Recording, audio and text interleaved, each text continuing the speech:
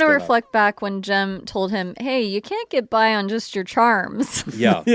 Turns joke's out. on me. Turns out. You know who said that? A not very charming person. Yeah. Yeah, exactly. Amen. Somebody didn't know how the real world works. So anyway. You can get far on a lot of charm. Apparently you can. Apparently you can go. Good looks and charm take you a long way. Jeez. This episode is made possible by our therapy partners, Dirty B, Myra, and Pickett. From fabulous Las Vegas, Nevada, this is Pod Therapy. Real people, real problems, and real therapists. You can submit your questions anonymously at podtherapy.net or email us at podtherapyguys@gmail.com. Broadcasting from the churn. That's Dr. Jim. That's Whitney. I'm Nick. It's time for some Pod Therapy. If you are a longtime therapy producer of the show who's planning on coming to Scoop Fest this year and ScoopFest.com. hanging out with us in person, and if you happen to be planning on getting a tattoo of Pod Therapy, holy shit. please don't. Okay. Please First of all, don't do let me correct. I'm always wrong with the fucking ScoopFest dates. May 9th, 10th, and 11th. ScoopFest.com. Yes. Come see us. It'll be great. It'll be fun. Nick, go. Hang out with Okay. us live. All right, Tess. Please don't. Let's do just, this to us. okay, everybody involved in the show, whether I have no whether it's idea what you the people are talking owners about. Tess or the Miller is planning on employees. getting a Pod Therapy tattoo. Every person on Pod Therapy is saying this is a bad We idea. don't. I DM'd What? I her. haven't Why is it said a bad that. I idea? DM'd her and I was like, I haven't said what that at does all. it take for me to talk you out of this? And she was very sweet because I was like, I'm so anxious about this. I don't want this for you. We will fail you. Like, that is inevitable. Like, that is going to what happen. is the tattoo design? Have you She's seen going to get the design? logo. She's going to get the Pod Therapy The logo circle. that's on your hat? Yes, the blue logo. Yeah. Why are you or so whatever worried? color. Why are you Neck- so neck worried tap? about it? I don't want this. Face tap? If she were I to hope get it's one, teardrops. I would encourage her to get the one that we use for March Madness. Okay, the one where you're dunking on my Yeah. face and your Yeah. balls are in my mouth. yeah, Yeah. that's All a right, good that's one. fair. That's a solid That is a one good too. one. That is a good one. That's That's really our good best one. one. So I DM'd her and I was like, for the love of God, please don't do this. Tess Like, is- Tess is- as Do a it, do it, friend, Tess, I'm do it. telling you this is the wrong decision. As a therapist, I am What? begging you not to. And You have she to was give them very autonomy. sweet. And she wrote me this really nice thing. And she's like, hey, the show's really mattered to me. I'm going to do this for me. Fuck yeah. You guys can't fuck it up that much. And I was like, oh no, that will absolutely happen. So this Tess, I want you to know. is the PSA from This Jacob. is life coach Jacob, Tess. Uncle it's- Jacob. I'm just talking right to you. I hope you're doing good. I hope you got a drink in your hand and you're listening to this show. Unless you don't drink, and then I hope you have something else just delicious iced in your tea. hand. Get you some iced tea. Maybe Some some hot tea. maybe a nice tea. And I want to just say, Tess, get that fucking tattoo. Go out there, get that tattoo. I'm picturing full back piece, maybe with some kind of angel wings incorporated into it. Oh my. I say, you do you, Tess. Oh, You do you. wow. This has been Life Coach Jacob's Wisdom Minute. Yep. Wow, man. With the pause for the music, too. The nice thing is you can It's always like he cover does them this up. for a He's living proud or of you, something. professional. Yeah. I'm Damn proud it. of you. That's how you get Life Coach gigs. So right yes, there. if we're available, I want to be there when this happens. We have pledged that if she goes through with this, we'll be there. But I think we're both going to stop her. That's why we're attending, right? Why I mean, are I'm you going trying to to stop her? bribe the tattoo guy and be like, "Hey, I'm going to No, flash no, credentials here's the and be thing. like, she's mentally ill. Don't let her do this." Here, let me clarify. I'm code whatevering this. Yeah, that's right. I'm going to fucking legal you, Tess. Let me clarify my Go to the position, psych ward. because I feel like my position may be taken a little out of context. Okay. Missionary. I'm going on the record saying this is a bad idea. Yes. You should still do it, What? but I'm going on the record saying it's a bad idea. No, I don't want any part He of wants this. the best of both worlds. I don't want Yes. this to be Yes. something that He's like, happens. I want to be able to deny it Yep. if this yep. goes terribly wrong. I just want But to you take should a minute. definitely do it. Yeah. Jacob just got up. He walked across the studio. To give Jim a high He five. grabbed the bottle of Two Bitch Bourbon, which delicious, by the way, sponsor the show, Two Bitch Bourbon, and grabbed his third Louisiana Fry. This is significant because earlier this evening I offered him a whole grip of fries. I said, "Why don't you grab yourself a red Dixie cup? Yep. Fill it up with fries. Got a whole basket of these bad boys." And he looked at me in the eyes and he said, "No, no, no. I want precisely these two French fries." Uh-huh. Then he very carefully selected them and enjoyed them and walked away. And I complimented him and I said, "Your willpower is amazing." Like the fact. Yeah. Oh no. Nick just came over and deep-throated a fry And then put it back in the box. He licked So about the 5 of standard them has hit the earlier. ground. So, So let the record that's the show. community fries. Life too. coach Jacob, a man who succumbs. He does not have the willpower. Well, it was right next to the bottle of bourbon. hey, since you're re-icing cups, I'll take some. I didn't fries, walk too. over there to get a fry. Yeah. But the fry was there next to the bourbon. Yeah, so I'm you had obviously to hit going to it. have a fry. You got to hit the fry. Yeah. Thank you, sir. So now I'm up to 3 fries. Okay. Well, sometimes you got to throw those fries in there. So. Yep. Well, anyway, we've got some great questions. We want to we're remind not you gonna though, read 'em. Fuck those questions. We're We gonna can keep talk about whether or not Questions. people should get tattoos. Get your Yeah. fries. Oh, Tess, please don't do it. Do Just, it. Oh, Do it, God. Tess. Just I have months that I can keep preaching this message. Please don't do it. Tess, if you want, I'll get a special Life Coach Jacob logo drawn up for you, and you can get that tattooed as well. It's just Or going instead. downhill. Oh, please Uh-oh, do it there's instead. a or Fine. instead. He can live with it. I'd support that. There are a bunch of ice cream social tattoos out there. There are a lot of those. I think I I saw wonder- one. Sure. I saw one Yeah. where somebody had it on their hand. Oh yeah, And it's the hand, like the Revolution one, where Yeah. the hand's holding up an ice cream. yeah. I thought that What's a was really takeoff cool. on the old Howard Stern logo? Oh, is it? There's an old Howard Stern logo with a fist holding up a microphone. Ours is a fist holding up an ice cream cone. Ice cream cone. Okay, I just thought it was like a resistance thing. Yeah. It looks like that too. It does have that. Anyway, Tess, don't do it. Do it. Also, nobody should ever get tattoos of podcasts, or even listen to this podcast. Jim's You the have only better one. things to do. Jim's the only one who wants the pod therapy tattoo. He doesn't want anyone else to have Yeah, the same one as I him. exclusively want the pod therapy tramp Yeah. stamp. Would you That's ever get for one? me. No, it's a terrible idea. No. Who Why not? started the show with you, don't want to be associated with it No. forever. Wait, That's are you a bad asking? Are you idea. asking Jim if he would get a pod therapy Yeah. tattoo, Pod therapy, or a tattoo in specifically- general? Pod therapy. Okay. But I know both are the no. answer is no, Yeah, because both the are no. the answer to Tattoo the in first general is question also is no? Yeah, Okay. I will not. I don't do think either you one would. of those. Nick? I've been wanting a tattoo for a long time. Yeah. Really? But my problem is I can't commit to one. Yeah, dude. Peter says Because the the same Superman, shit. the Yeah. Superman S just all Yeah, across your it wouldn't chest. fit. No, Yeah, I was gonna get the Nike logo, Yeah. then the barbed wire, and then the Superman Yeah. logo, Yeah, and then yeah. everything I want all Yeah, of a yeah, sudden, yeah. like the Just moment keep I think about getting it. Some Yeah. roses. All these trends. I mean, I do know people like that. I know people that they think of a tattoo idea and they just go get it. Oh, Yeah. And I believe they are very happy. No, Yeah, I believe they're happier than I am. they never regret them. Yeah. Yeah. Oh, no, they're happy with every single one of them. And they Yep. tell the story of every single one of them. Wow. I have a friend who will literally, like, when tattoo places have those flash sales and they're like, come in no. and we'll put whatever on you, yeah. or you like draw out of the bin or Oh, something yeah. like that, she'll get those done. I feel like if you have already crossed the threshold of, let's say, 3 tattoos. If you Okay. have 3 on your body, I think now you don't care as much. Now you're like, fuck it. Let's get another one. It's not. It doesn't matter. But the first step, the 0 to 1, Yeah. that is a big I step. agree with that statement. My first tattoo, You have tats? I only have one. It's on my back. Tramp stamp. Yeah, lower back. No, it's upper center back. But it was a 24-hour job. The whole thing. It was a total of 24 hours to get that tattoo done. Why? What? Between I gotta see four- this. Take four your shirt off. sessions. Take your How shirt off right fucking now. big is this? It's Whoa! Seriously, That's a my sheet of God. paper. Yeah. Wow. It's on your back. Yeah. That had to hurt so much. Wow. For that to be your first tattoo. That's it. Oh, jeez. That's it. It ruined it for you. He's like, never again. I'm I know, saying it was great. He It really was- went all in. The last day was painful because that was the day they were putting in like big sheets of color. Multiple And so that's a wide needle, like a chisel shaped needle made up of a whole bunch of Oh like my What gosh. pain scale is this? Like 0 to 10 or I don't know, 0 to 100? Like what? On a normal people Oh. pain scale, not your Louisiana bullshit. I don't know what. well, he can't. He I can can only tell say you- his I own. give you. You I mean, should know this, Jim. I never had to stop it or anything. I never had to ask the tattoo Is it artist just to like stop. a Did the sting? ball Like, you're gag like, hurt in do your you teeth? clench your teeth? Oh no, I'm like, used to it. yeah. No, like Or so is it- I was getting it done on my back, so I would sit backwards on a chair. Okay. Straddle Like upright, straddle a chair. okay. I Yeah, feel like we're gonna have to restart 90s the theme style. music with by the way. with a pillow in front of it, or like with a pillow in front of me, just to like lean on. And every now and then, the tattoo artist would just be like, "Relax," and I'd realize that my arms were like tensed around the chair. And but that was it. Okay. And then like I'd relax, kind of stretch my arms out and breathe a little bit, and it was fine. And like Okay. we'd keep because like it was 8 hour.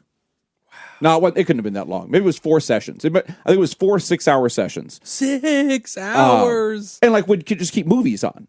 We had a TV in front of us, and like me and the tattoo artist would be like, "Oh, have you seen this movie? No, I haven't seen that movie," and would put it in. How much does that cost? I don't remember. I mean, that's a lot How of do a you man's choose an time. artist? This was 24 years ago. this It was one of the man best worked your tattoo body artists in San Francisco. For 24 hours. Like I got a great tattoo Okay. artist in San Francisco That's to do gotta it. be a lot of money. That's pre like social media and stuff. So Yeah, exactly. That's Oh yeah, awesome. this is you like had to really go like word of mouth. this or is right someone's about art. 2000. Wow. $2,000? No, the year 2000. Y2K. Oh, okay. Yeah. Oh no, it'd be a little later than that. It'd be about 20 years, about 2004. Wow. Yeah. You don't know how much this was? It was probably about $1,000. Wow. That's cheap, honestly. I mean, It'd break be it much down to more expensive hourly. now. It'd Yeah. be much more expensive now. Yeah. Which one of the Backstreet Boys was it that you got the tattoo the of? tattoo. You know which one. Yeah, I do. You know which one. There's only one. Yeah. If you're getting a Backstreet Boy tattoo, Nick Carter, It's right? Nick Carter. Yeah. Yeah. Fucking don't waste your time. We all know it's obviously Nick Carter. Yeah. Clearly. It's the only one you're not going to be ashamed of later. Whitney's losing her shit, by the way. Because I wish this was I on just saw a Twitch picture of Nick yesterday. with frosted tips. Oh yeah. I go, you look like a Backstreet Boy. So now you're talking about Nick Carter. I'm like, you just have a picture of Nick on your back. Did she send you that picture? No, Oh, she needs shoot. to. Laura. This reminds me of when Slurpee Kaye motherfucker got a hold of photos of us and turned it into Teen Beat magazine. Oh, oh yeah. my gosh. That's We'd right. accidentally put out like pictures of us in our 20s and he turned it that's into right. Teen Beat. Accidentally. Like Go Nick, on. though, I have a tattoo I have another tattoo I want to get, and I have a specific design in mind, and I have not done it because I am a weenie about. I'm pretty sure it's going to hurt a lot. Oh yeah. Because part of it's on my foot. Ooh, yeah. Yeah, part of it's on the top of my. I have this Yeah. idea for a tree that's on my thigh. Okay. And then the roots go down all the onto way my down? foot. Oh, that Oh, sounds buddy, that's a badass. lot.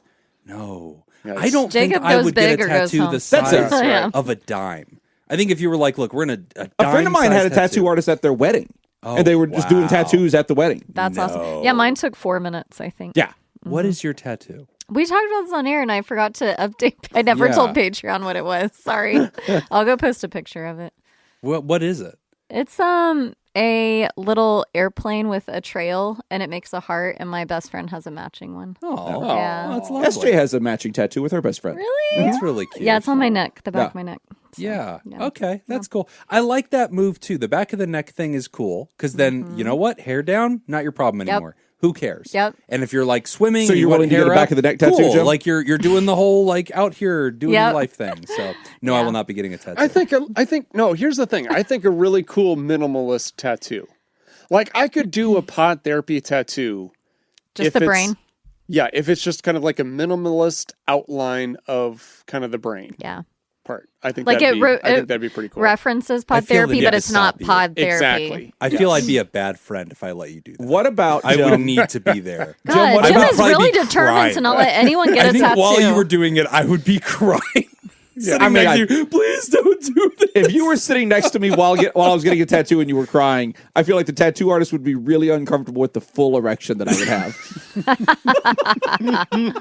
I don't know if they would be able to continue. I think we need to do the theme music again. Why? I don't think the general audience isn't ready for this. They're not used to our Patreon bullshit. Yeah, we had Party to reboot. pooper. We had to reboot. General audience can't handle that. This episode Yes. is made possible by our third partners, Dirty B, Myra, and Pickett. From fabulous Las Vegas, Nevada. This is Pod Therapy. Real people, real problems, and real therapists. You can submit your questions anonymously at podtherapy.net or email us at podtherapyguys@gmail.com. And now again, God. broadcasting from the churn, that's Dr. Jim, that's Whitney, I'm Nick. It's time for some Pod Therapy. You're welcome, general audience. We restarted and just put it all into Patreon because it was the rails are gone. We left them a long time ago. If you're not Yeah. on Patreon, this is a good week to get on Patreon. We did a long Patreon opening because Jim weenied out after we went into the main show and we kept talking a little spared bit, you all. and he decided that had to also be just in Patreon Oh, because God. it wasn't, professional Family enough. Thanks, friendly. Jim. You're welcome, audience. I did this for you. We've got some great questions today, but want to remind you, if you're a general listener of the show, patreon.com/therapy, get all the extra shenanigans, if that's your jam, if you like that kind of stuff, and also the extra Monday content that comes out. There's just no stopping him. Just do whatever he wants.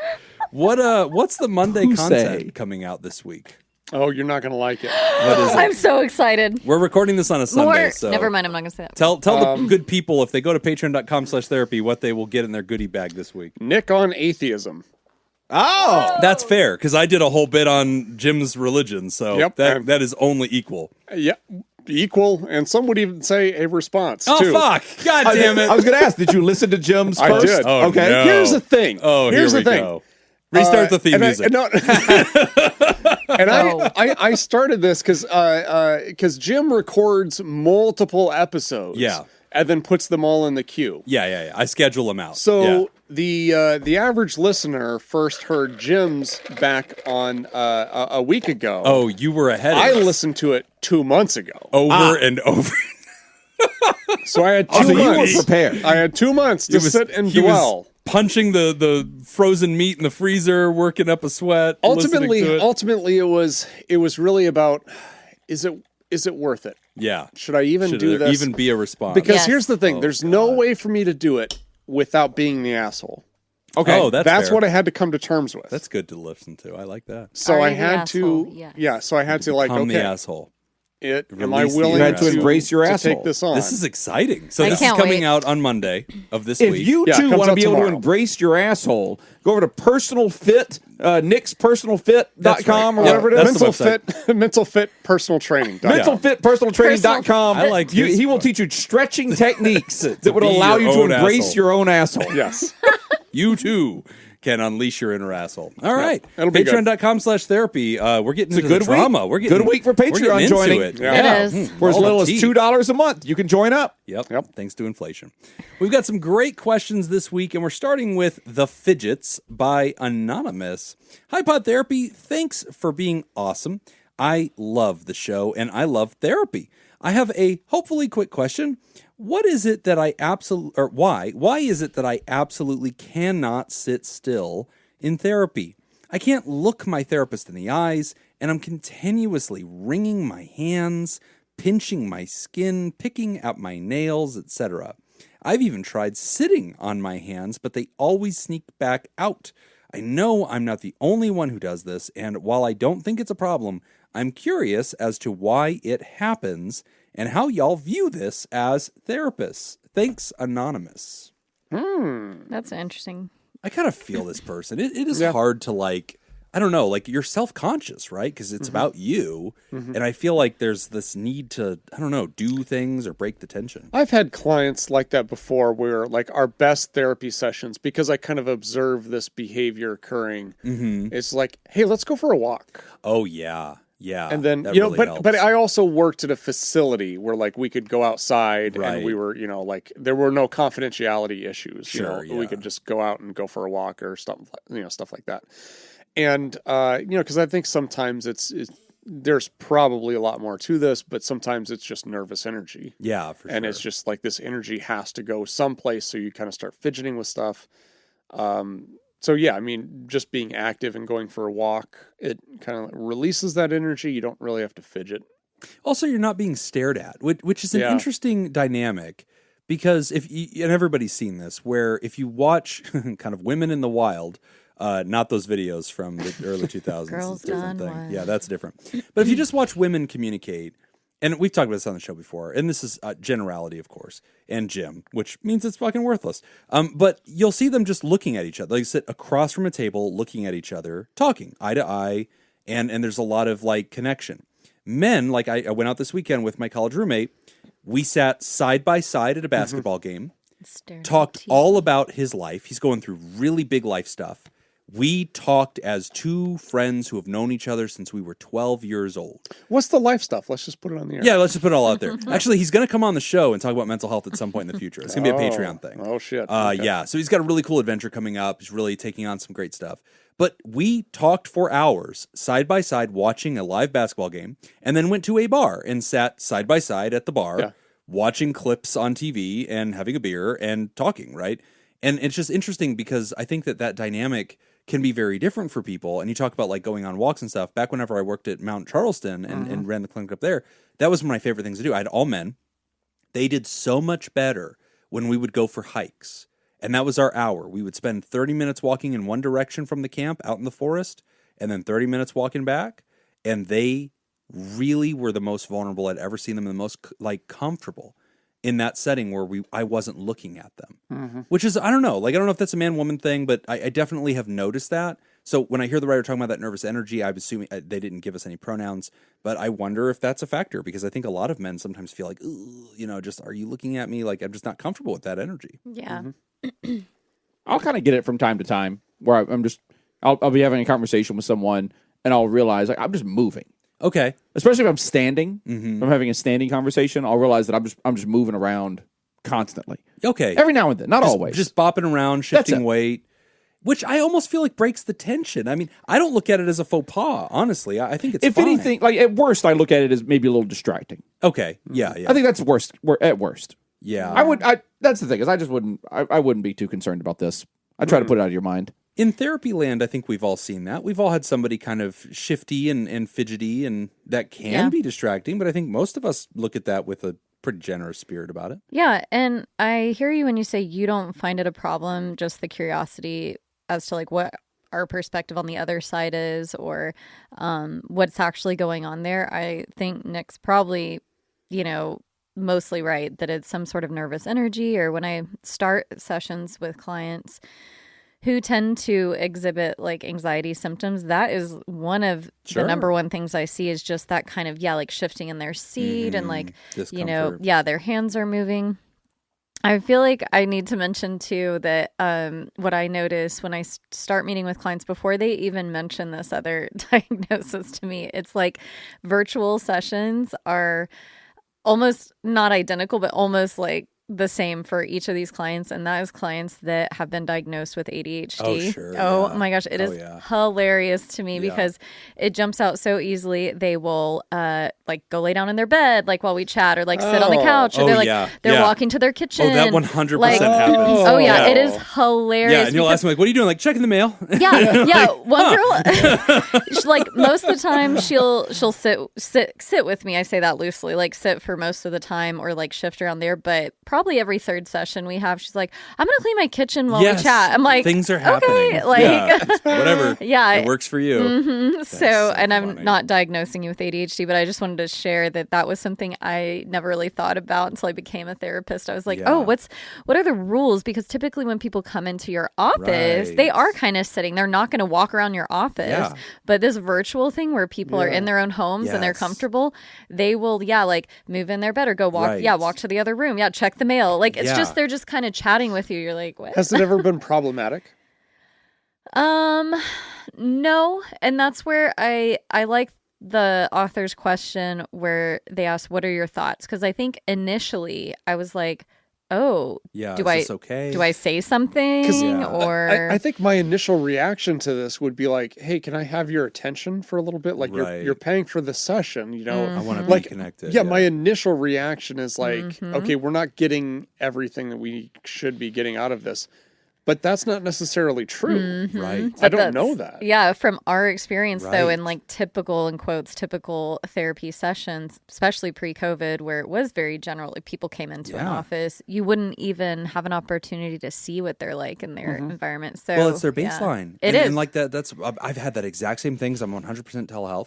And you're just like, and you figure it out really quick. Like, and you're like, here we go. And they're just like, be talking, be like, and you just like, you can tell that they're like looking away from the camera and like there's another hand moving, and you're like, hey, what you doing right now? And they're like, organizing my bookshelf. And you're like, okay. But like they're doing it and like they're with you. Yeah. And then you're dialing into like, okay, this is your baseline. Let me meet you where you're at. Like, and let's go at your speed, right? And that's part of the experience, is that we can do that. I personally have had times where it has been a little bit of an issue sometimes, where I've had to say, hey, can I encourage you to not do that but only when it was extreme.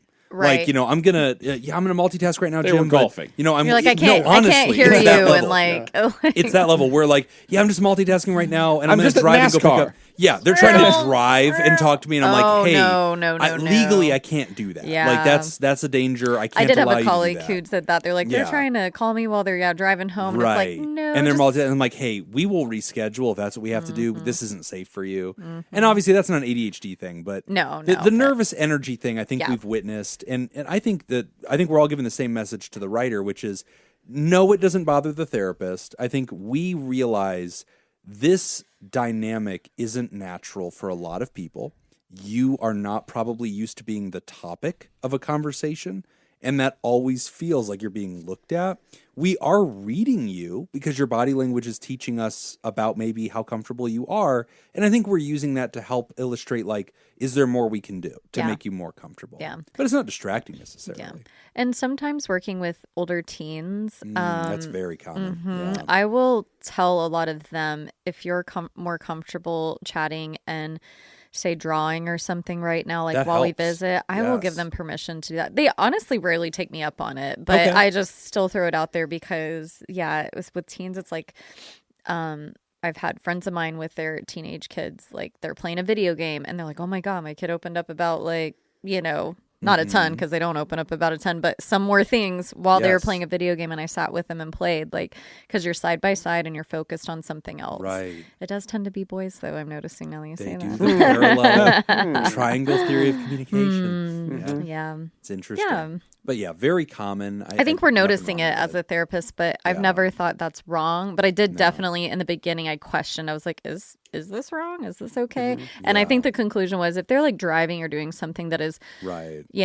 problematic, then yeah. If they're like, fidgeting in the room, that's, I think, very natural. Again, a lot of people are uncomfortable with that one-on-one zoomed in direct attention, which is interesting because one of the things that we're working on at UNLV, where we're training the students, is talking about kind of when to give somebody that 100% contact and when to actually do some of those attending skills, but are technically violating the rules of attending skills, like looking away. When to look away from your patient and speak while not looking to them. Like when, you need to read that person, when is it intimidating, and like learning all those kind of unspoken body language factors that are helping another person feel comfortable. And this is a classic example of like, I would be curious if I were this therapist supervisor and I was watching tape, I might sit down with a therapist and say, hey, let's read the body language of your patient a little bit. Have you tried experimenting with breaking eye contact, breaking direct energy, making sure there's an object between you and the patient so that they can have something between you, giving them a pillow on the couch, a pilo, as I believe it's pronounced. Seems right. As I've been instructed, to hold on to and put a barrier between you and them. Like little things like that can go a long way to make a person feel more comfortable. Yeah. It can be helpful. But anyway, I don't agree with Whitney. I don't think that you have ADHD, and I don't feel comfortable with her diagnosing you with that. Well, that's what I'm here for, to diagnose people I've never met. Through the audio. That's my special gift, That's what Jim. we do. Good job. There's no way we'll get sued. No. She's still part of the show. Yay. Also, Pod Therapy is not diagnosing you with ADHD. Anyway. As I said originally. As was said, yeah. Thank you, writer, for this. This is a good question. A lot of people relate to you. Yeah. And thank you for the compliment. I'm glad you're listening to the show. Glad you're loving the show. Hope it continues to be helpful. Do not get any tattoos related to the show. As we get ready, we're going to take a quick break. And when we come back, we are discussing EMDR therapy. You're listening to Pod Therapy. Today's episode is brought to you by Robert Brownie Jr., Mintz, Kayla Lansbury, Kevin Chamberlain, Ben Stanley, Adam Hathaway, Dan Martin, Lib, and Heyo. And if you want to sponsor the show, become a therapy producer at patreon.com/therapy. All right, trivia this week. Let's do this. Is it I'll brought be to us honest. from Trivial Pursuit? It sure is. Shut the fuck up. Because Nick is holding Trivial Pursuit cards. Yay. Okay, here's the thing. All right, I don't had a defend busy yourself. day. Ah, I have been We're recording active. at a different Pissing in the time. wind I all have been day. active since 7 a.m. this morning. It's not our problem, buddy. Show up. It is now because I didn't come prepared. Literally our problem. Very. What movie introduced film buffs to the line, I crap bigger than you? Oh. Don't know. King Kong. King Kong. The monkey said Crap that bigger than in the you. second act of the original King Kong. It is a comedy movie. I crap. Comedy movie. Wedding Crashers. The Other Guys. I'll bet you it's not that modern. Trivial I Pursuit's know. It's always not going to be outdated. modern, It but is. that's all it Yeah, it's modern or it's not. No, it's Three not. Stooges. Oh, okay. Yeah, it's gonna be something. Somewhat modern, but yeah. Ghostbusters. Oh, yeah. We Yeah, that's a should good know guess. what year this Trivial Pursuit Yeah, game is from. Oh, absolutely. good call. Let's say around 2000. I actually would City like Slickers to... is the answer. Crappy movie and crappy card. I would like to offer the next trivia question. Yes. Because I thought of a bunch in the shower the other Okay. day. Well, shower thoughts. do the next show. We're recording too. Shit, you don't have anything for the next show either? We're fucked. All right, good. We has a lot of cards over there, Why Jim, would he? okay? Why would he do this for the first show? Yeah. and have, like, a brilliant I'm saving something it for the up. second If show. you hate today's trivia, tune into the next episode. What Jim will stand-up take control comic of it. managed to squeeze brain droppings onto bestseller lists in 1998? So he wrote. So this is the written word column. So he wrote this. Comedian wrote brain droppings. Carlin. George Carlin. Nailed it. Wow. Yeah? Yeah. All It's like, right. I'm pretty sure that's George Carlin. All right. All even know what points have those been words awarded. are. Good job. Great Let's spread these out. Let's only do let's two this just time. not do any Yeah, more. these I think are that's a all- really Let's good not idea. have all our fun. Yeah. Jacob, why? I don't want to eat all the ice cream up front. That's fine. Next question. EMDR therapy from Anonymous. And FYI, when somebody sends us in a pretty lengthy question, because we know we just can't read that, what will happen is usually Nick, who does the pre-show prep, he'll read it over, he'll trim it down. So this one has been trimmed. So Nick, if we need to, maybe you can fill in some blanks if there's anything there we don't know. But okay, here's the question. Is this normal? My first therapist for EMDR, we will name them Therapist 1, and my current therapist, Therapist 2, or T2, this is getting into Terminator territory. I like this. I was struggling to go back to work due to panic attacks with flashbacks and excessive crying until 1 a.m. This was due to a bad experience at work that I worked with my mom, and my mom basically, I think this person's British, my mom basically told me to quit work at work as I was crying. She told me, I dare you to go to the manager and resign from your position. And I did that. So after that, this was the year 2015, I haven't been able to work. Here's the history. I went to therapy for 4 years, 2 years with a student therapist of nightmares, and it made my symptoms worse. Examples: your mother shouldn't have had kids. You will never move out of your home. You aren't doing the work. After 2 years of hell, I found a psychologist that was wonderful, and I did DBT therapy and had a huge improvement and transformation. I was discharged after my 4th year. I went to find another psychologist based in DBT. That's where I learned about EMDR. I'm doing EMDR now with therapist number 2, and it began to make me wonder, did therapist number 1 do it wrong with EMDR therapy, or is therapist number 2 doing it wrong and being an unproductive therapist? Here was therapist 1's EMDR therapy. They asked me to bring up memories of work and school, did the normal memory protocol, and leveled the disturbance. At first, we did follow fingers, but I had trouble with staying with one memory. I had tons of past memories that kept coming up. Therapist 1 asked me to put them in into a container visually. During our sessions, Therapist 1 told me not to tell them my unwelcome memories. Afterwards, I was utterly smashed with exhaustion. I did notice I became forgetful, and I struggled to keep up with house chores. I had a few nightmares and noticed that if I thought of my bullies in the past from school, I vividly had a picture in my mind of Therapist 1 moving her fingers left to right, and my eyes starting to do it when I was drifting off to sleep. My Therapist 1 asked me to fill out a paper chart and take notes of any memories popping up, and then I would send it to her. I didn't notice at the time, but I became heavily dependent on Therapist 1's emails, so much so that I couldn't function. Not until I met Therapist 2. Therapist 1 went into maternity leave, and I found another psychologist, Therapist 2. I've been seeing Therapist 2 for 5 months, and only now did we start EMDR. My Therapist 2 isn't the greatest at responding to emails. They won't reply over a week or just before my therapy session with them or just after. I did send long emails, and I didn't realize how long they were, since Therapist 1 never told me or said anything. One day I sent Therapist 2 a copy of an email I had sent to Therapist 1.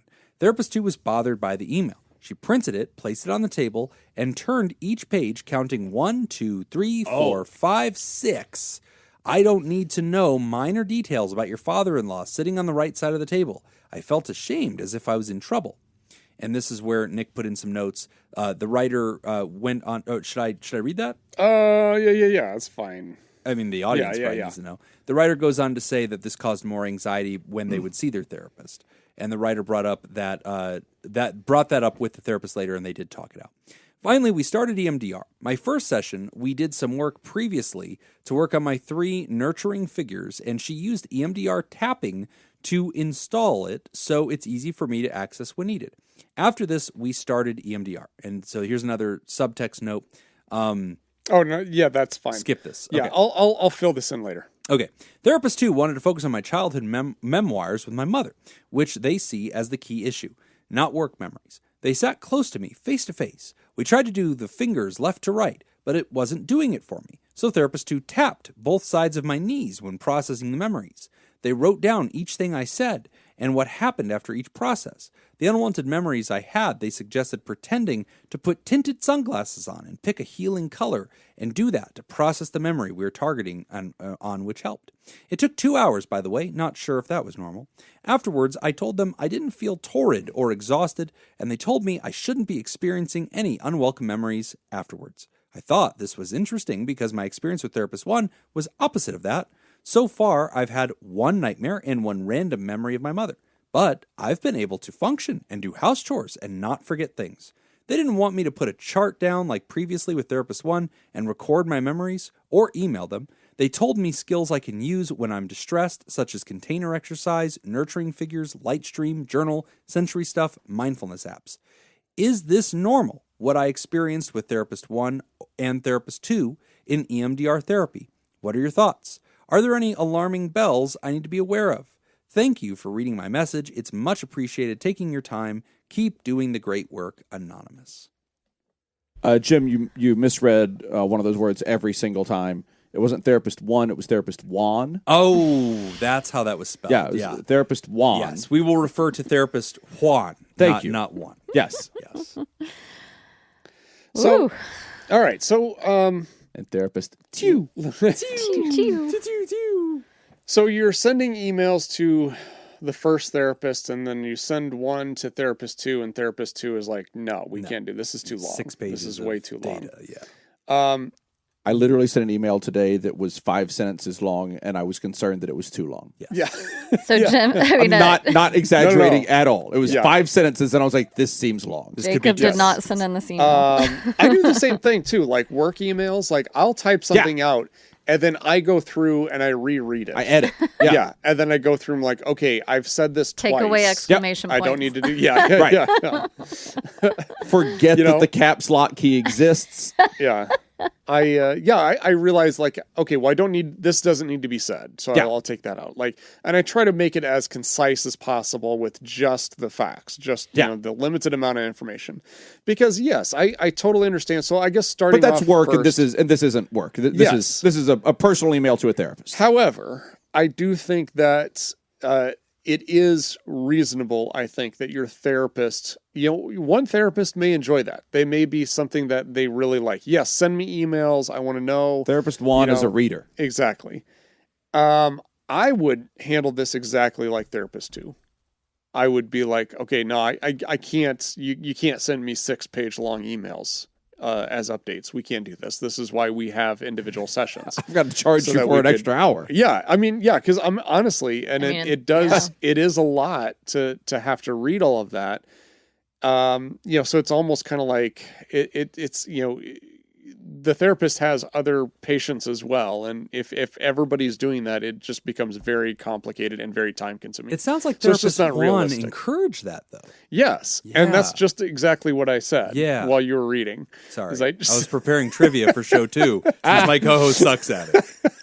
Wow. I was explaining. Jim needs to go see Therapist Juan. I'm writing an email right now. Everybody just hold on for a second. This is just Jim and I talking. Yeah. So what I was explaining, Jim, is I was saying that some therapists may enjoy that, while other therapists it may not be. Thank you. All right, we're back. Yeah. Yes. Technical. All right. Sidebar.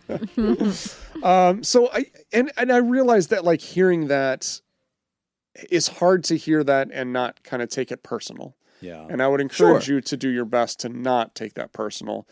It really is just, it's just not effective for that therapist's style. Yeah, I agree with that. So. Go ahead, Whitney. I was okay.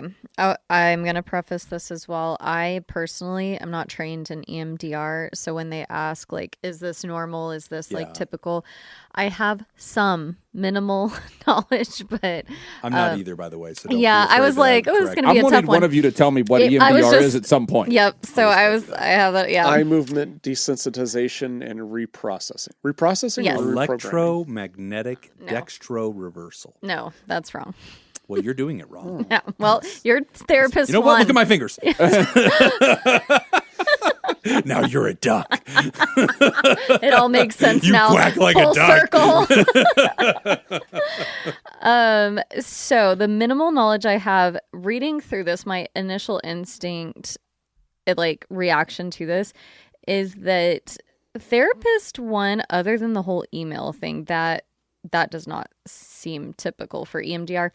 But what they did with you in session did seem like typical a version or a style of EMDR, because there are different ways to do it. Like you can do it virtually even, which you're not even in person with the client, and so they have technology you can utilize to do that, so that your eyes are still going across the screen and things like that. So following a light. I feel like therapists too shifted a little, and they probably did use some strategies from EMDR, but I feel like they pushed past EMDR and did a little more like something else. I don't know. Yeah. They're talking about journaling and mindfulness and going back into childhood. And I actually appreciate that, because it seemed like therapist one, and they're not wrong for this, but they were focusing on what the issue was at hand. Right. And sometimes it is just an issue at hand. And depending on the client, they may want to just deal with the work trauma that they were experiencing. But this therapist too, and again, if I'm remembering and reading it right, or listening right, because there was a lot there, therapist two is like, hey, this work trauma actually may have come from some things in childhood. Let's go back into that and spend some time talking about that.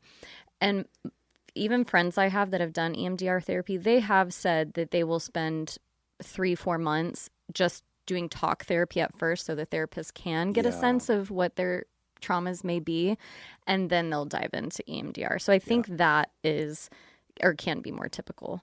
But yeah, I get a sense that the stuff therapist 2 is doing is a little more like typical I think therapy. So. I So can't think of a good here's name part of the okay. I have a couple of criticisms here of therapist Juan, and also some discussion about EMDR in general, and some of these other more interesting theories. So first off, if I read this correctly, therapist Juan is a student therapist. Boy, do I not feel good about a student therapist attempting EMDR. That's a great point. Don't feel good about it at I missed all. the student part. You're right. I do not either. I don't like it. I missed and if that, their yeah. That's like an supervisor, advanced thing. yes, if their Oh, supervisor gosh. thought it was a good idea to allow them to do that and was like, yeah, sure, you're working on it. Boy, does that bother me. So it doesn't surprise me some of the things that the therapist did. And this is Jim now kind of turning away from the author of this letter and looking at all of you students, all of you interns, and, new colleagues in the field to kind of give you a little bit of professional advice here. So one of the mistakes Juan made, thanks, Jacob, for giving me a nickname for therapist one, is to ask the patient to now send me exhaustive emails of your dreams, of your thought, like treating me like a live journal. That is a terrible strategy for a variety of reasons. Now, notice I'm just saying bad strategy, not unethical, not a bad person, but ill-advised and very much a rookie move. So, A, you're creating dependence, right? Go ahead. Was the therapist asking for it, or Therapist was the one author seemed to, or was the author offering it? Could be a little bit of A and B. I don't know. Yeah, I don't know I got either. the impression that when author was referring to therapist 2, they were saying therapist 2 did not like this, whereas therapist 1 encouraged this. Yeah. I got the impression that there was a comparison. Yeah. I might be reading it wrong. No. I think that's the case. I'm just not sure if the first therapist is saying, Maybe hey, just please allowed it. email this, Yeah. or the first Or therapist just like, permitted it. sure, send me emails. Either way, if you have developed a dynamic where your patient is now sending you stream of consciousness emails or reflections or basically treating you like a live journal, It's not good for a variety of reasons. Number one, it's creating a dependence, as this author noted, and is not very good for them because they're not learning self-soothing skills. They're not learning how to cope, which if they're journaling that stuff, great. That's them processing on their own. They're doing this in a productive way. But if they are sending it to me and then waiting for me to consciously absorb their stuff and give them feedback, it's always a dyad. It's not them doing it on their own. So I don't like the dependence. I also don't like that this is also getting into a lane where I'm worried about the compromise of confidentiality. Like, I'm worried about the amount of therapy content that is being put into writing and sent through the internet. I don't love it. And so, like, if that much content is going through a compromised channel like that, I'm going to look at that and go, hey, we got to bring this to therapy, right? And then number three, and you brought this up, which I think is very valid, is I've had patients who are like, hey, I'm a writer. I like to send you my thoughts. Can I send you emails from time to time? And I'll tell them, like, yes, that's fine. But please know I might not respond, right? I right-size the expectation of care. I might not respond. That's because I'm a busy bee. But when we come back, I will try to have read that. And so that way I can comment when we come back together, right? But you're right. If you send me 6 pages of writing, I've got to like cancel sessions to read this, right? Or I'm reading it while my daughter is ice skating. You know, like I'm doing your job, right? Like I'm now doing clinical work by participating in this. So at some point, it's not just a boundary violation of my free time or anything like that. It becomes an extension of therapy to the point where we're not doing a good job. This is not me being professional enough, right? And keeping you contained in the session. So I don't like it for all those reasons. Colleagues, try not to do that. Other thought on EMDR. So EMDR, and there's other similar strategies coming out now, like brain spotting. Whitney, have you heard much about brain spotting? Yeah. Brain spotting has to do with the theory that when you think of a troubling memory, your eyes drift to a location in your visual field. And so the therapist has you recall troubling memories and watches carefully to see where your eyes lock in your visual field during that memory. And their approach is to say, maybe we can use that physical motion because they think that your eye movement is revealing something about the neurological map of where that data is stored. And that they believe that, okay, if we can now manipulate that movement and you putting your eye into that visual field with that memory, we can disentangle some of the connection. If that sounds like real close to bullshit. Witchcraft? Yeah, if that sounds real close, a little bit quackery, as Jacob is insinuating, that is a good move. That could just be his new move. I kind of like that. That's, calling him a quack, I like that. That's very solid. If that sounds like quackery, it's very adjacent to it. And EMDR... It's quackery adjacent. EMDR is... quackish. Yeah. Enjoying a very interesting lane right now, which is right on the edge of like where the evidence is always being reconsidered on EMDR, because EMDR is utilizing a toolkit of theory. And by the way, I just described brain spotting, not EMDR. Yeah. EMDR goes with bilateral stimulation. So the theory is if we can activate left and right hemisphere in an alternating way while you're reprocessing the memory, that somehow we're taking the sting off of it. Okay, we're watering down the spicy, and over time this will dilute the power of the memory. And so that's why an EMDR therapist, not Jim, is going to wave their fingers. What we're doing is asking you to follow our fingers with your eyeballs, and we're trying to get your eyeballs to cross the vertical plane of your nose. And so we're trying to get you to look way to your right, and while you're talking, follow our fingers way to the left, and then back to the right while you're telling the story. And the theory is when the eyes cross the plane, a different hemisphere of the brain activates to control that. And so you're bilaterally stimulating one hemisphere at a time. In the story, we heard that the therapist number 2 started tapping the patient's legs. Same concept, right? Hemispheric stimulation. And again, this is more based on a theory that sounds plausible than it is based on we have hard neurological science to back this up. So one of the great criticisms of EMDR is that EMDR is doing a bunch of stuff that we have 50 years of research on knowing it works. Trauma reprocessing therapy works. they've added something to it. Okay. And Because I was going to ask the first part. That's the seems question valid to about me it. because I'm like, that is your brain. Right. That is the question of, well, is it the EMDR in particular that is doing something uniquely special here, or is it that you are just doing what we already know works? So the criticism in the field, if you've ever heard this, the tongue-in-cheek joke about EMDR for those that are naysayers of it, and by the way, most of the field enjoys it. Most of the field's fine with it. I don't care. Very popular right now. I've sent people to therapists to go to do EMDR work. Like, I am comfortable with it. I don't care if it's working Whatever for people. works, yeah. Exactly. Yeah. I am very kitchen sink about shit. I am not orthodox. I do not care.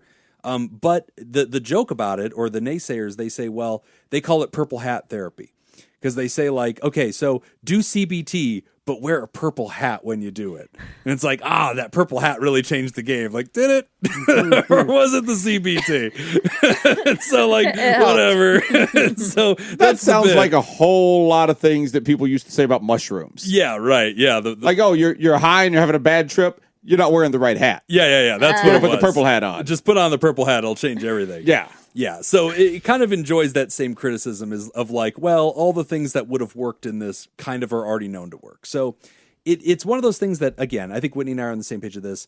If it works, great. Yeah. And I'm just glad in your case, Ryder, that Therapist 2 ultimately had success with you. Yes, you found someone. Right. I love and that. as Whitney was saying, when we kind of hear you describe what Therapist 2 was doing, it just sounds like effective trauma therapy. Yeah.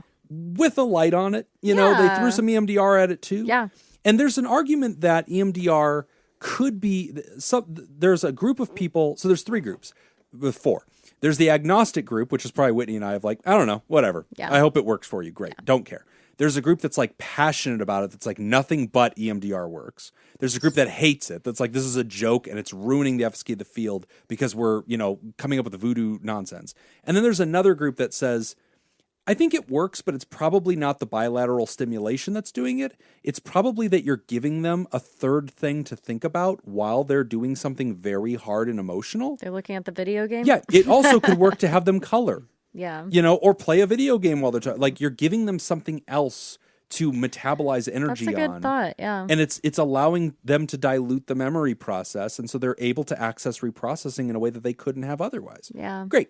Whatever the answer is, Ryder, Therapist 2 figured it out for you. How do you feel about Therapist 1 told me not to tell them my unwelcome memories? Yeah, that's interesting. I just had to point that one out. I'm like, wow, you're in therapy, and they're like, no. No. Don't tell me those. I'm like, this is Whitney, this is a bummer-free zone. I'm okay. supposed to tell you these things. Sorry, Am I had not to bring that supposed one to up. tell you sad things? Right. No. No sad Dude, things. you're such a buzzkill, You're man. such a buzzkill. You're really ruining. I was like, the wow. vibe. Yeah, you're really just Instead, harshing my buzz. email me all your bad memories. Send me the emails because I don't want to hear this stuff. Yeah, I don't love that. But hey, I like that you kind of shared this explanation. I love your experience. And I'm sure other people have been, most people have been through different therapists, and you're finding one that clicks well with you or actually helps. And I love getting a letter where somebody had tried different strategies or different therapists and they found one that worked for them, because it kind of normalizes that. I think we forget that just because one person didn't work doesn't mean you shouldn't keep trying. So, right. Yeah. I love that you actually went through with this. Yeah. And I think it's great that you got, success. And I think you also have a story of, people actually making it, despite having a tough first therapist, right? And a lot of people get really defeated and discouraged, and, that talks them out of it. And so the fact that you persisted, you got through it, I love it. Ultimately, it sounds like you've really gotten, to the place where you've gotten the progress that you wanted. And so I love it. I'm glad to hear that. And I really hope you'll continue with it. And, I think you're also showing us an important story here, that not all therapists have mastered all techniques. And we do like advanced, like our colleagues that do MDR usually go and do a special certification in it. Mm-hmm. They learn from those who do it. They have very specific procedures they try to do with it. I've met some therapists that are all about EMDR. And boy, would I never in my life send anybody to that therapist, because they're just not a good therapist. Even if they're, and like, I know a guy that's like got the paddles, and he's telling me how he does the sessions, and he's telling me about it being very impersonal. He's like, I almost feel like a mechanic sometimes. I'm like, what do you mean? Mm-hmm. He's like, oh, they sit on the couch. I give them the paddles. I just have them start talking while the machine goes. You know, and I'm usually like writing an email or responding to other stuff, and I'm like, oh hell! I'm staring at this guy no. like, you, sir, Oh, like that's the quiet part out are loud. not a therapist. That like, irritates. who taught the you? shit That's out some of life me. coach shit It's right getting- there. yeah, exactly. I'm treading on my buddies. No, there. no, we life have coach pride them. in our business. Yeah. I'm sorry. Yeah. I'm sorry. There's ethics. Life coaches are proud people, Nick. Don't you Oh start my beef with them. gosh. Right? And like I hear that, I'm like, That bro, is you're kidding. horrible. And he's like proud and he's like explaining to me, oh yeah, like I'm like a level 3 EMDR now. And I'm like, what does that mean? He's like, oh, when I get to level I'm a 4. Jedi master. Exactly. It's like a cult. It's like Scientology and he's like, shit. I can sense your at Thetans. level 4, Yeah. I get to train other people, and I'm really excited to start running my own workshops and like join their order. And I'm Oh, like, so it's a pyramid scheme. it's a pyramid scheme, Oh, and there's okay. a lot now of that. I get it. Now I understand what this is. It gets weird, but again, I'm agnostic about whether it works or not because if that's a method that a good therapist uses, No, it's not a pyramid scheme. It's just him, and then there's like 3 people under him, and then they each have 3 people under them. So Yes. it's not a pyramid scheme. I have, the I have a triangle diagram to shit. go for you. there's a famous quote about EMDR, and again, we're not shitting on EMDR, I'm but not, we're taking no. a minute just to I reflect kind on of it. am. Which over the last 6 years, I have said tons of positive stuff about EMDR. I've always come out as like great. Well, it's I one of don't those know what it things- is. But that's not stopping me from shitting on this a little bit because it Jacob sounds also silly does whatever to he me. wants. No, It sounds it's- crazy and it's weird. I mean, like, there's so many things in medicine, in behavioral health. There's so many things that we figure out something works, Right. and we have no fucking No idea why. why. Yes, Yeah. exactly. Yeah. In Just do it. psychopharmacology, that happens too. Yeah. Well, yeah. and this blew my mind when I first realized this. I think I mentioned this on the show once, that we know we've got SSRIs that we use to treat depression. right. The medications came before we had an understanding Oh, yeah. that serotonin was linked to depression. We had Yeah. no idea. Yeah, we Yeah. just saw that people We- were yeah, happier like, when we oh, took this. Yep. Well, no, what was happening is it was being prescribed for something else. Is it like Right. smoking And then they or realized something? that, these people are happier than Right. these people. Yeah. Maybe serotonin has something to do with depression. Yeah. Yeah. And if you ever, by the way, listeners, if you ever want to, Nick and I, every week, we put out extra content. Sometimes it's silly, sometimes it's not therapy related. I did a deep dive on the history of antidepressants. And what you're describing is when they discovered MAOIs, monoamine oxidase inhibitors. And they found it from a tuberculosis medicine that was being just used to treat tuberculosis. It happened to inhibit monoamine oxidase, and they noticed people were less depressed. And they're like, hey, what the fuck's going on? Like, Yeah. I don't know, but make more of that. Yeah. And so then they synthesized it. They're like, give people this. And like, Yeah. no clue as to why that's working. They're just really happy that it is. So that's absolutely true. But here's this famous quote about EMDR as I wrap up my rant on it. It's from McNally, 1999. What is effective in EMDR is not new. And what is new is not effective. And that's the purple hat stuff. Of like, yeah. if you just wave your fingers at people, that doesn't do anything. Yeah. But if you have them reprocess traumas, we know that works. Yeah. So if you combine the two, it's probably the other thing that's working, not the finger thing, but whatever. Yeah. So this is your story writer is a perfect example of 2 therapists using the same approach, one of them just being a good therapist and the other one not. And so with your question of like, was one of them doing it right or wrong? Yes. Because one of them was effective and one of them was not. And even the way you're describing therapist 1 and all the things they were saying to you and making you dependent with the emails and just like, I just don't think, but they were also a student, right? And like, this is where I don't like students taking on really complex trauma cases and trying to use techniques that they're not, competent in. This was a failure of the supervisor, in my opinion. Now, I do want to throw in one last thing before we wrap this up, which is The extra note. I said the extra notes you said. Oh, no. Oh, okay. It is difficult for us to second guess other therapists who we don't know and we have not looked at the case. Good point. It is quite possible that there was some sort of rhyme or reason behind what they were doing that we don't have knowledge of. So I just always want to throw that out there too.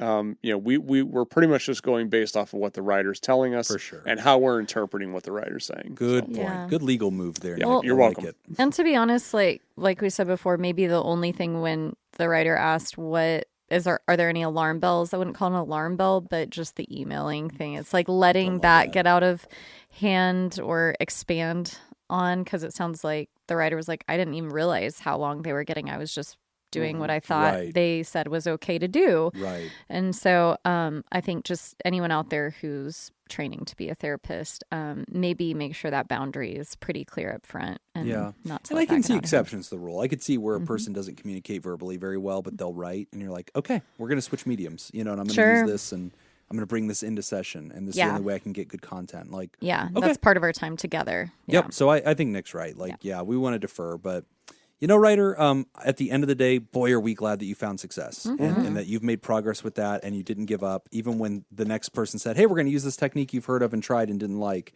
and it didn't work well for you. Let's try again. It is so hard to get back on the horse. So I think that's the victory story here, is that you didn't give up.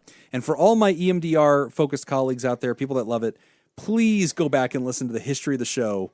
I dare you, where I've always said it's wonderful, do it, I don't care. It can be very helpful, yeah. This question invited some further critique and discussion. It's fine. I still consider it a practical thing. I love it when people If it's do working it. for you, I'm thrilled. I would refer still people all refer the people time. to it, I yeah. still I do. do, Yeah. yeah. Yeah, I do anytime I too. have somebody that's really, the trauma is getting pretty high, we've tried some basic reprocessing, and I realize we're not getting a breakthrough yet, I always refer to some of my colleagues but at the end of the day, they're also just really good therapists. Yeah. Who also, gotta be both. They learned EMDR because they are so passionate about trauma. Yeah. So like, I don't know how they do what a they great do. They're point. just really good at it. It's a great point. They just thought this could be another tool in my Right. toolbox, and let's expand on it. I had to laugh because the way that you described that person that was doing the EMDR is like, oh, I just give him paddles and then I go do my own thing. Dude, he's such an idiot. God, Why would you reminds say me- that out loud? I don't. That makes me worried To a because person. they're not embarrassed about it. Yeah. Gosh. It reminds me of a counselor that I had once Oh, tell at an me agency more. we worked for, Mm-hmm. where I knew she wasn't doing her job. Mm-hmm. And I approached her one day. I was like, so what'd you do in group? Oh, we watched this video. Uh-huh. What'd you do in group yesterday? We watched this other video. What'd you do in group the day before? Oh, wow. That was the day that we watched this video. And so I said, I was like, how much are you getting paid? And do you think that I can't hire somebody to push play Yeah. for less than what we're paying you? Yeah, right. Yeah. How much do you want to keep your job? In fact, I could probably just make it part of my routine. Yeah, I got time. Yeah, I can make this happen. Is this the place that we worked at most recently? Yes. Okay, because I remember when this happened. This is a fun, quick story. So I was Fun. going to a conference. Story time. I had to be at a conference, and so we knew this therapist needed to be put in check. And Nick was the clinical director, so it was his job. And he was like, all right. damn. And so we had talked about it, and he's like, I got it, man. Don't worry about it. I was like, okay, great. So I go to this conference, and I knew that Nick was going to have a powwow with this person and kind of set the record straight and get him reallocated. And I get an email from this therapist that afternoon. They're like, I quit. Oh, No. I was like, what? Good. It worked. And I Problem called solved Nick. I'm like, itself. what did you do? That's a win for Stern Daddy. And he was just like, dude, this is exactly what I said. I was like, that's the truth, though. Like, come Yeah. on. And if you quit, okay, great. Honestly, Fine. we needed to let her go. Like, it just was Yeah. fine. But that was so funny because I remember getting less email being paperwork if they "Fuck, quit." Nick, what did you do? Like, I just said the I truth. fixed the man. problem. I fixed the problem. That's exactly. I think that was exactly what you said. I think that was 100% of the conversation. Yeah, no, the Done. problem is fixed. You're welcome. I'm the fixer. Yeah, I'm going through resumes Done. right now. I'll have it solved by Monday. Yeah. It's like, okay. Anyway, Oh my we're going to take gosh. a quick break. And when we come back, we're talking about, oh God, my stalker moved on and it's killing me. Oh, You're listening to Pod Therapy. Jacob. Today's episode is brought to you by Robert Brownie Jr., Mintz, Kayla Lansbury, Kevin Chamberlain, Ben Stanley, Adam Hathaway, Dan Martin, Lib, and Heyo. And if you would like to sponsor the show, become a therapy producer at patreon.com/therapy. Okay, okay. Jeopardy questions. Okay. Oh, boy. Oh boy. We've moved on. Oh All wow, right. you've graduated. Okay, Trivial Pursuit to Jeopardy. answers must be in the form of a question. All right. Oh, my gosh. Fearful of independence in 1975, around 120,000 of this country's people, a third of the population, fled to the Netherlands. Fearful of independence in 1975, around 120,000 of this country's people, a third of the population, fled to the Netherlands. 75? 100,000 people being a third of a population?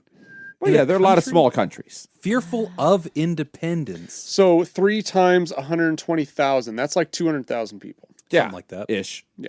Give or take. They fled to the Netherlands because they feared independence? So here's That's my the thought. part that's getting me. There's Feared 2 independence, things. because I have a guess. I know. But What does that I don't mean? know. Oh, do you not know the answer to this either, Nick? Being free? I don't. Okay. Okay, but I've got 2 hunches. Okay.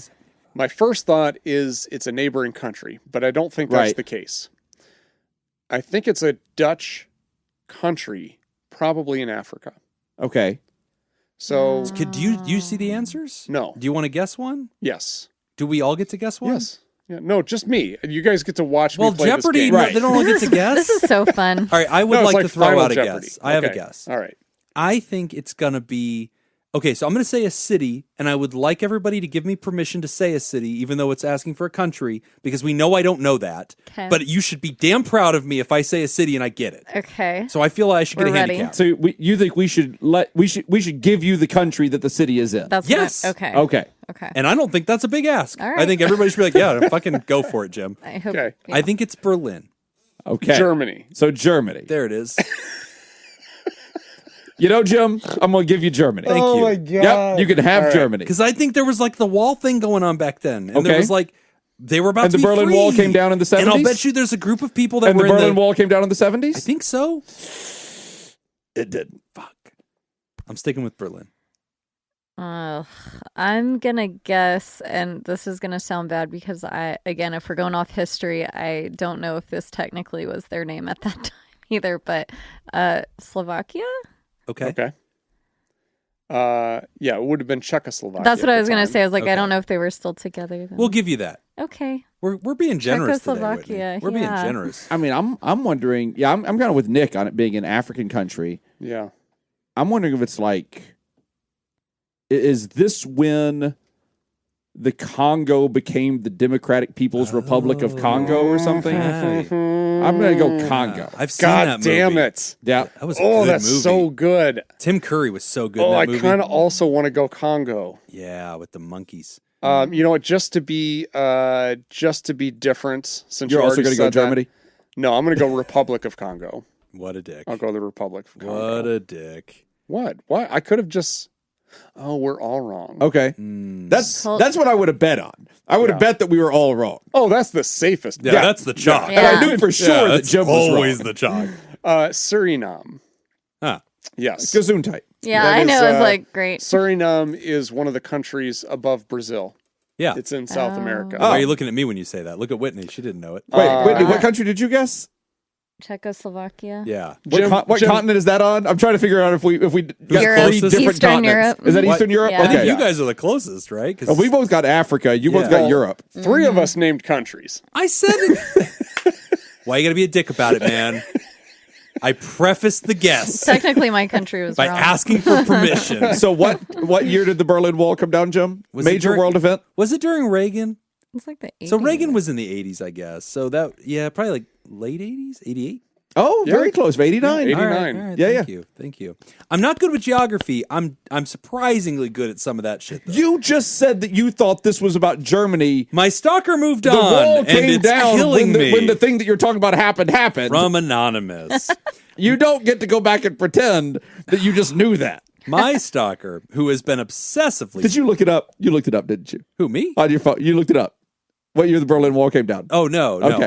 I just knew it was Reagan. And then I knew that, like, it was toward the end of Reagan. I think Reagan was just the 80s. So that's why I said 88, because I was like, oh, maybe he got in at 80 and, like, 8 years later would be the end of Reagan. That was my math. So would he get in, like, 82 and, like, 90 was when the next president came in? When did Bush Sr. come in? 90, 91, something like that? I know that, anyway. Clinton, I Yeah, think, it'd was been 2000. Yeah. I don't know. All right. My stalker, who has been obsessively Clinton was not stalking 2000. me for 2 years and made my life a living hell to the point where I begged them to leave me alone, has sent me a letter wishing me a good life and indicating Son of a bitch.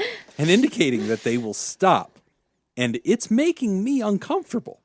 So I went to check and found out that they got a really good job and are thriving past stalking me. And as crazy as that sounds, I don't want them to get better. It's not fair putting me through all this, literally traumatizing me, and making me go to therapy just to function properly after all this trauma, yet they get to just glow up and thrive, while I deal with my crippling depression, anxiety, and paranoia. They were following me everywhere, finding out where I lived every time I moved, spamming me, leaving stuff in front of my door, like water bottles with notes so I stay hydrated and flowers. And for the past 2 years, worrying about what the stalker might do became a daily habit, and the thought of being under that much scrutiny for so long left me feeling off when they stopped. Am I going crazy? Do I miss them and refusing to accept that? Am I feeling insecure? What is this feeling? Thanks, Anonymous. Fuck that guy. Damn. Oh my god. Hey, it's a they. My We don't know. stalker. We don't know who That's the true. pronouns Fuck that are. stalker. Stereotypes. Oh, my I instinct. feel like she's pretty safe on this one. The Yeah, flowers. the odds are with you.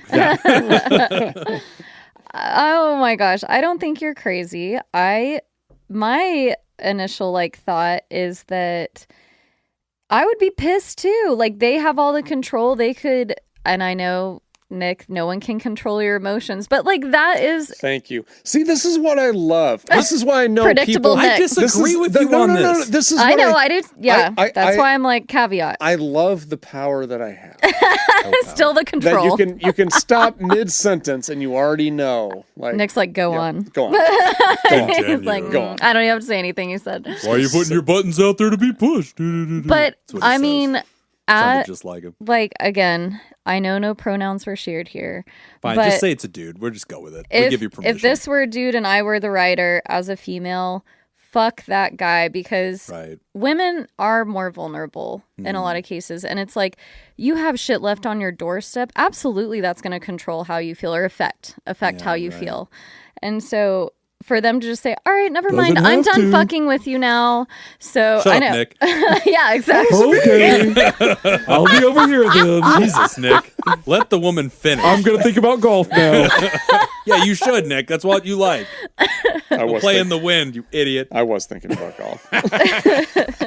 I almost wonder if the thought of, do I wish the stalker were back, is almost to justify your feelings of fear and worry or trauma. like the writer still has these has these feelings. They still have those fear feelings left over. Right. And now you're looking at this going no, motherfucker, you created these feelings in me. yes. Where the fuck are you going? Right. Get your ass back over here. We're going to finish this shit. Well, yeah. yeah. Or give me a reason to feel the way I feel almost. Yeah. You want that reason so you're not left thinking, That wow, makes now I sense. have no reason. Yeah, it's I me. should just I'm be the better, problem. but I can't get better. Yeah, the antagonist disappeared. So Yes. now I'm just broken. Yeah. And now so I'm the That problem? makes sense. That makes sense. that's the vibe I get if I put myself in the writer's shoes. It's at first it's kind of tongue-in-cheek funny, my stalker moved on and do I want them back? But it's more do I want that reason to feel the way I feel? Because otherwise, I just feel broken, or why can't I move on? And that can lead into a lot of that. Well, and also the presence of this constant threat and all the things that it's done to harm you. And when the writer talks about, now you got an amazing job, you've that phrase glow up, which I've learned means apparently You've learned, to improve. yes. Yeah. And so you are you're finally hey, my bad. Hey girl, sorry for fucking you up all those years. I've turned a corner. I've really hit a great place. And now I'm going to fly away like a butterfly. Here's one last water bottle. Good luck. Yeah. Stay extra. Hey, but seriously, stay hydrated. Yeah. And for you then to have to sit there in the filth. I and know the I wreckage. shouldn't make fun of The this. wreckage. Right. I'm still going Yeah. to, though. Of course you should. We'll allow you. Of course. But no, I mean, that's huge. I'm speaking to the writer. To disappear like that, and then it's this person gets to go on and live their best life after being my antagonist and causing me so much suffering. And I've seen this in a lot of different areas. I think in rehabs, we have seen where the spouse or family members have been terrorized by the person living with addiction, stolen from, manipulated, all sorts of stuff. And now they're supposed to pity this person as they're getting healthy. And then when they finally do get healthy, they're supposed to cheer them on. Yeah. And they're like, Our fuck you, role- where's grandma's pearls? Yeah. Like, you stole our shit and you Yeah. pawned it. Where's all the money? Where's all the debt? And it's like, hey, namaste, my friend. I'm sorry I did that to you, but I'm better now. I'm sober. You need to chill because I'm and the better. other person's like, Right. no, dick, you need to make amends. Like, the process is not over for You me. owe me money. I'm glad you're healthy. The I'm glad you're not a process weirdo anymore. I'm is glad you're not not over terrorizing me. for me. I am still holding all the bags. Yeah. I love that's that. That's a huge. I've seen That's that in good, addiction yeah. treatment for sure. Yeah. I'm still in the middle of it. I'm Well- still in this thing. All right, Nicholas. So here's the thing. I'm gonna take Nicodemus. this. Here's my opinion. I'm gonna Nicodeme take this from more of a like personal angle. as a stalker. As a stalker. as a stalker. When Nick first met Laura, We're being really hard on this guy. Sorry, Okay, Nick, go on. it's a desert out there. I know he's going to be logical. Have you seen the price of water these days? for the record, That is a Laura gift. still doesn't know she has a roommate. Yeah. You guys don't know the effort it takes. Yeah. No, like I was gonna say I've never had a stalker, but maybe I've just had really good stalkers. Maybe you started Oh, a that's true. podcast with Yeah, your they stalker. were so good Who that I knows? didn't even realize that I had stalkers. You thought those flowers were from Laura. Yeah. No, I've not had to deal with the stalker, but let's just make this to a more general, much more general thing. As Jim did using the example of, addiction, like Yeah. we could just widen this to somebody hurt me really badly. Yeah. And then now they get to go on with their life. Right. Yeah. And I'm stuck holding this shit. Applies to a ton of examples. Yeah. I can relate to that. Yes. And for me, it kind of got to a point where One day, somebody told Nick about golf, sold him a set of golf clubs, Yep. and then just left. And then Yes. Damn. And then, Literally left Nick holding the bag. they never Yes. played A fairy another golf game for the mother. rest of their and lives. that No. man's They were name free. is Satan. Yeah, that's right. Devil went down to St. Augusta, Georgia. Augusta. He was looking for a soul to steal. No, but like for me going through that, I think what I kind of had to realize is like I'm going to assume the absolute worst case scenario, which is the absolute worst case scenario is this person who did this to me wins the lottery Yeah. and gets to just live with money, no worries, no cares whatsoever. Right. That's the situation. And Unlimited, that's- very hydrated women. Yeah. Yes. And that is the scenario that I picture in my head. And then I have to ask myself, can I still make a happy life? Mm-hmm. Yeah. Can I still find happiness? Mm. And then you kind of start to understand that, like, and again, I'm just going to speak for me, but for me, that was helpful because then I kind of realized that these are independent variables. Right. They may have been linked at one time. Right. They are no longer linked. One does not lead. It's not a zero-sum game Right. where one's person happiness, it causes somebody else's destruction. Right. Both people can be absolutely miserable. Both people can be absolutely happy. It could go one way or the other. It doesn't matter because they're no longer linked. That's true. And so I think the sooner you get to that point of understanding that Yep. I have to put happiness in my own hands and I can't rely on other people for that. It is frustrating, and you are never going to get over that I guess resentment that somebody else could have just gotten away with something. Right. You know, that's always going to be there, Mhm. and we're just going to have to accept that. Yeah. No, And nailed you it. just have to be able to move on, and you're just going to have to say, however, Yeah. here's what I'm going to do for me. Yes. Here are the things that I can do to improve my life. Here are The things greatest that I can revenge make is my life. living well. The greatest revenge. Here's the Is greatest to become revenge. the stalker. Yes. Back at You're them. right. You're right. Fuck that guy, I said. Go. Send those bottles. Because here's the thing. It feels like the greatest revenge would be for me to find happiness and this person to be miserable. right. That's not the greatest revenge. It's pretty good, though. Yes. Close but it's, second. It's not the Yeah, greatest. Silver medal. Here's the greatest. That's what I usually aim for. Yeah. Here's the greatest. The greatest is when you're happy and you don't care What happens then? with the other person. Yeah. Whether they're happy or they're miserable, it Right. makes zero impact in your day. Yeah. That's the greatest revenge. It's. I would argue. Not only do I agree with you, I also appreciate that is a higher self. Like that is an enlightened self, because the justice part of our brain is on Facebook wondering if our school bully ended up as an Yeah. asshole, like Yeah. getting his 5th DUI. Like, we're hoping that guy's life didn't work out. Yeah. Turns out, he's the medical director I knew for that was UNLV. coming. You son I of knew a that was bitch. coming. I was waiting for it. I was Right like, in my fucking wounds. we gotta bring it up. You don't We care got about to. me at all. Yep. Son of a bitch. Fuck this show. I don't need it. Go to Patreon to find out what we're talking Oh, about. God damn it. $2 a month. Head over to Patreon. But no, you're right. Like, the enlightened self, that's the path. And writer, it's got to be a therapeutic journey, right? Yes. You're going to have a lot of processing about this. Yes. For sure it's going to come out. And you've I already get been it. doing it. Yeah. Yeah, for sure. Like, I mean, you get flat tired and then they go on and live their best life and just apologize as they scoot away. And you're like, wow, okay, so I'm sitting here holding the bag. And that is a process to unpack that bag, to even get to a place where you feel and trust the safety, I think is another thing. Like, when stalkers or Yeah. abusers have wounded you, to get to a place where you don't think they're coming back and you really like accept that. And I also think there's like a Stockholm syndrome here too, which the writer kind of alludes to at the very, very end of the letter, not even being tongue in cheek, like asking, am I like missing them? Am I kind of insecure?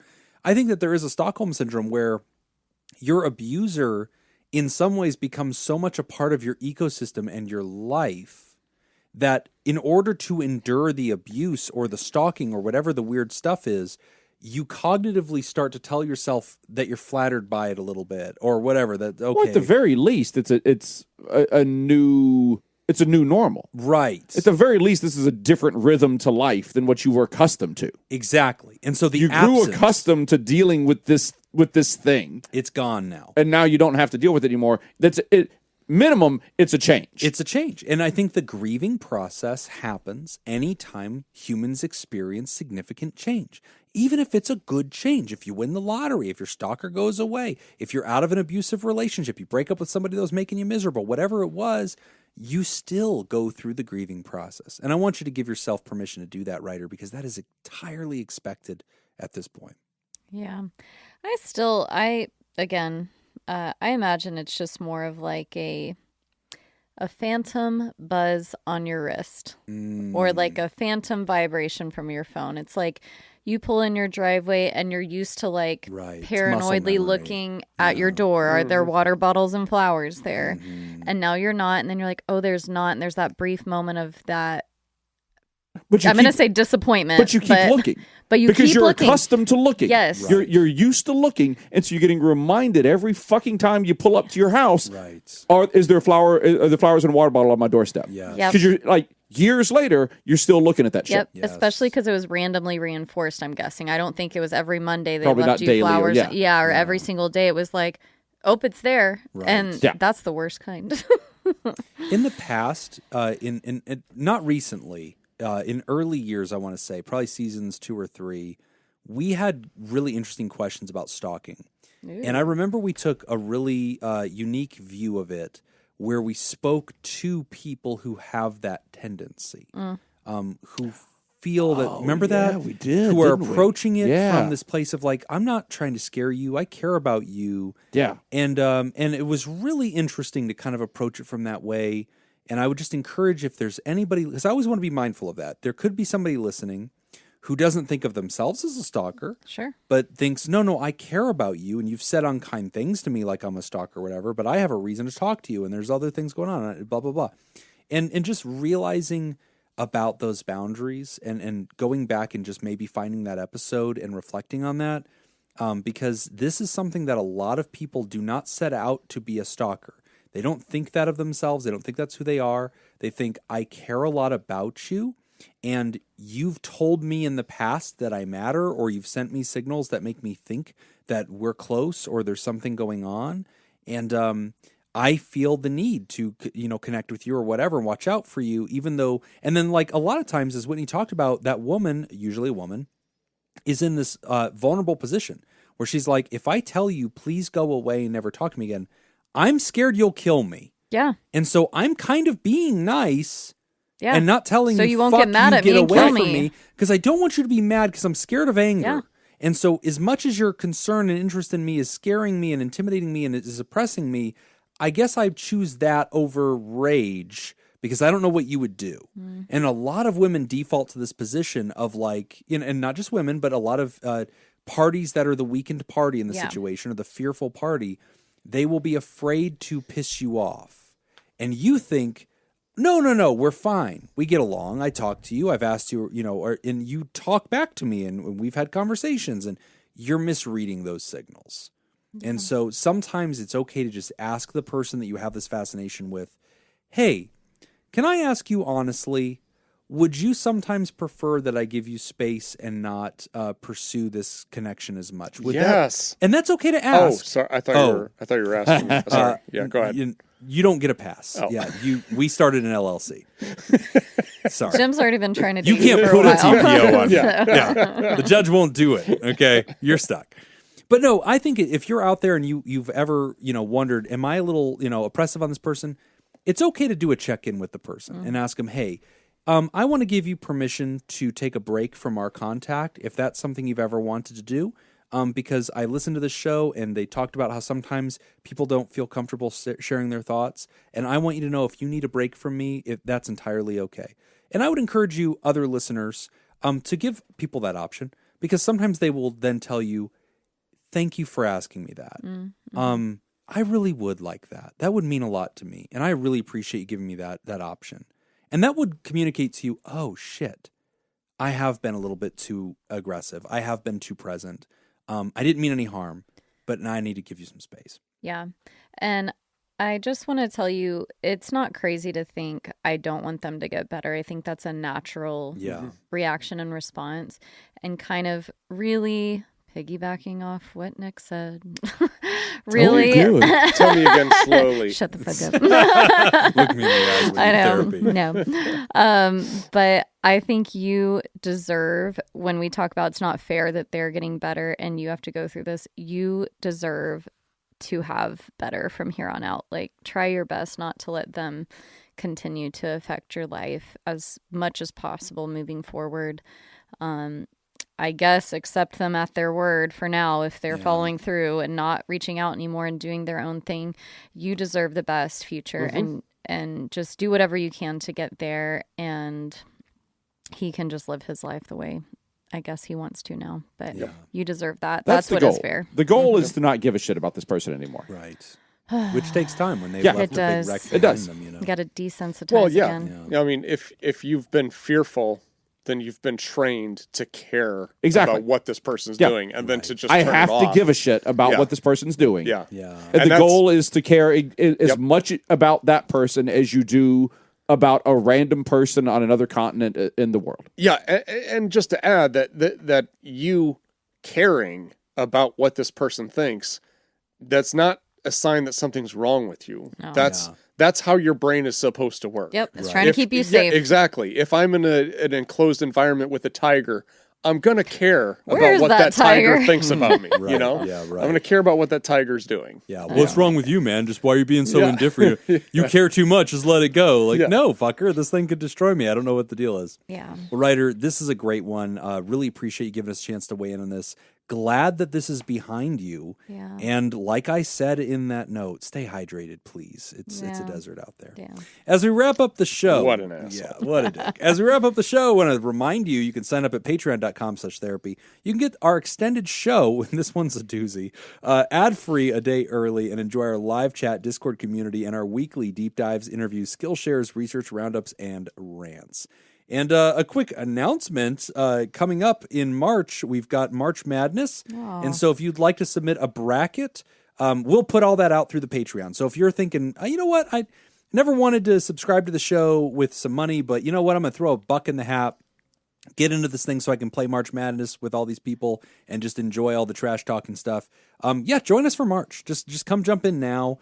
Because we're going to be releasing the bracket link and everybody will get in there. You can just pick your teams and it's a good time. And I definitely think we should do a WNBA. I definitely think we should, especially now. I think we should do a NCAA women's. Yeah, sorry. Thank you. Well, Iowa is not the favorite. I was like, we were assuming the other day that Iowa would be the favorite, and they're not. No, they're not. UNLV's ranked. Not the men's team, the women's team. They're like 22. And I'm like, fuck yeah. We can do it. Yeah, let's awesome. do it. I want to bet on the girls. Well, we're going to have 3 brackets then. What's the third? Because we got the women's, yes, the men's, yes, And then we got our Hey Buddy Nice podcast brackets. Oh, yeah. Ooh. Yeah. Because Wayne and Brogan are each going to be doing 2. Have you checked with them? Yes. Okay, so No, this is official now. We're Oh, doing it's this. happening. We're doing the Yes. crossover. They are, Okay. and this is where the real bets are made. Yeah, this is where they All right. this is Yeah, where the money we've is. been just fooling around Yeah. with these cute little bets with March Madness. This is where it's getting weird. No, this is Yeah. where we're talking some serious stakes. I'm glad on the you line. signed us up for this. Probably tattoos. Thanks. Yes. God damn it. Tattoos of stakes. Yeah. Well, Yes. that's what you get steak. That checks out. That's what steaks that are smoking marijuana. Yes. Right. That's how that's done. We want to thank our patrons who have signed up at patreon.com/therapy. Who's new to the Theraparty? We got 3 new Therapals. So Woohoo! welcome to the party. Isabella, Surya Prasada. I feel like Prasad. it's Surya. Surya Prasad. That I feels think that's right. Yeah. I'll give you that one. And Punny Dad. Oh, welcome. And we have some new Therapods. Welcome, Baza and Nathan Mucky. Anybody going to stop me? All right, we're going to stick to Nope, that. I'm not going to stop you. Oh. And we'd like to thank the benevolent, revered, generous, and flagrantly pro-therapy diehards who love you all so much that they give till it hurts. The Therapartners, Dirty B, Myra, and Pickett. And we want to thank our bosses, the mysterious and shrouded Illuminati members of the fan club, the Theraproducers. Thank you, Jake Schneider, Robert Brownie Jr., Mint, Smitty Scoop, Ben Dawn, Judy Schneider, Kayla Lansbury, Mrs. and Mr. Hot Dog Scoop, Malia, Leon Kassab, Mason Miller, Richard Macy, Carolyn Albert, Kevin Chamberlain, Tess Miller. Please, for the love of Christ, do not get a tattoo of us, Get it. Tess. Do it. Sammy Scoop, Do Ben it. Stanley slap in your face, Sarah Smith, Adam Hathaway, Byler T, University Jeff, Mike Helm, Paris, Samantha Cohn, Darren Cunningham, Lib, Team Monaco, Thunder, Cougar Falcon Scoop, Matt and Lisa Tangeman, Heyo, Oscar Swanrose, A Sunny Boy, Slurpy Kaye, motherfucker, Sandra McWavel, Dan Martin, and Hannah Marie. And if you would like to hear this episode uncut and unedited, And why wouldn't you? And enjoy our Adorable. spontaneous side projects, I love go to you guys hold hands when you do it. patreon.com/therapy.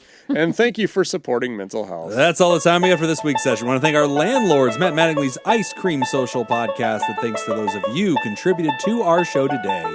We really appreciate it. Do we read those Remember, Therapods? Pod Therapy isn't something to keep all to yourself. Share the episode with the world. Tag us on the socials when you do. It's at PodTherapyGuys on Instagram and X and Threads. It's /PodTherapy on Facebook. And don't forget about all the extra goodies at patreon.com/therapy. And we forgot to list off all God the theropods and damn it! pterodactyls. So stick around next week Next when we week. read that list, because it's going to be a good one. Boy, is it good. Do you want to submit a question to the show? Ask anonymously at podtherapy.net or email us at podtherapyguys@gmail.com. I'm Nick Tangeman. I'm Whitney. I'm Jim. Thanks, and we'll see you for your appointment next week. Or Trivial Pursuit. Yeah, we're just going to, we'll say.